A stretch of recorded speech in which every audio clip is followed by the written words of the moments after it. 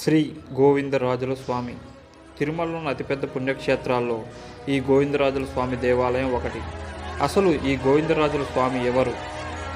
గోవిందరాజుల స్వామి, శ్రీ వెంకటేశ్వర స్వామి ఈ ఇద్దరు శ్రీ విష్ణు స్వరూపులే. కానీ గోవిందరాజుల స్వామిని ఈ కలియుగ దైవం అయిన శ్రీ వెంకటేశ్వర స్వామికి అన్నగా భావిస్తారు.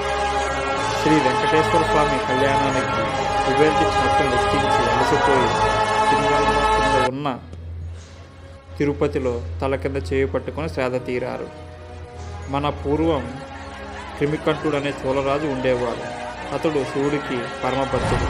తన రాజ్యంలో వైష్ణవతలు ఎవరు ఉండకూడదని చెప్పి సిద్ధారంభరంలో ఉన్న గోవింద స్వామి ఆలయాన్ని ధ్వంసం చేసి అక్కడ ఉన్న గోవిందరాజ స్వామి విగ్రహాన్ని మరియు శ్రీదేవి భూదేవి విగ్రహాన్ని కలిపి సముద్రంలో విసిరేశారు. అలా సముద్రంలో కలిసిపోవాల్సిన విగ్రహం నీటి ప్రవాహం మళ్ళీ సముద్రం ఒడ్డుకి కొట్టుకొని వచ్చింది. అలా ఒడ్డుకు కొట్టుకొచ్చిన విగ్రహం వైష్ణవులకు కనపడ్డది. ఈ విగ్రహం చెక్కు చెదరలేదని రాజుగారికి తెలిస్తే ఈ విగ్రహాన్ని నామరూపాలు చేస్తారని అందరూ గమనించి స్వామివారి విగ్రహాన్ని ఎలాగైనా కాపాడుకోవాలని ఏనుగుల సహాయంతో రాజుగారికి తెలియకుండా ఈ గోవిందరాజ విగ్రహాన్ని తిరుపతి తీసుకువచ్చారు. అదే సమయంలో శ్రీ రామానుజుల వారు తిరుపతిలో ఉన్నారు.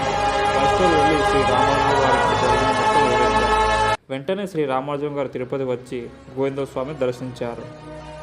ఆ గోవిందరాజ స్వామి విగ్రహాన్ని దర్శించినప్పుడు ఆ విగ్రహానికి పగులు వచ్చాయని గమనించారు. పగులు వచ్చిన విగ్రహం అచ్చరం పనిచేయదని చెప్పి అక్కడ ఉన్న శిల్ప కళాకారులతో పెద్ద సున్నపు రాయిపై మరొకసారి శ్రీ గోవిందరాజ స్వామి రూపాన్ని రూపొందించారు. తేమ తగిలితే సున్నపురాయి కరుగుతుందని తెలిసి స్వామివారికి అభిషేకాన్ని నిషేధించారు. కొత్తగా రూపొందించిన విగ్రహానికి ప్రాణప్రతిష్ఠ చేసి గోవిందరాజ స్వామివారి విగ్రహాన్ని గుడిలో ఉత్తరం వైపున విగ్రహ ప్రతిష్ఠ చేశారు. దక్షిణం వైపున ఉండాలమ్మని ప్రతిష్ఠించారు. ఇంకా ఈ పగులు ఉన్న విగ్రహాన్ని గోవిందరాజ స్వామి గుడి నుండి 1 కిలోమీటర్ దూరంలో మంచినీటి కుండ దగ్గర ప్రతిష్ఠించారు. ఇప్పటి వరకు ఈ మంచినీటి కుండ అనేది ఎప్పుడూ వెళ్ళిపోలేదు. ఇదంతా స్వామివారి మహత్యమని అక్కడ ఉన్న వాళ్ళు అంటూ ఉంటున్నారు. వెంకటేశాయ.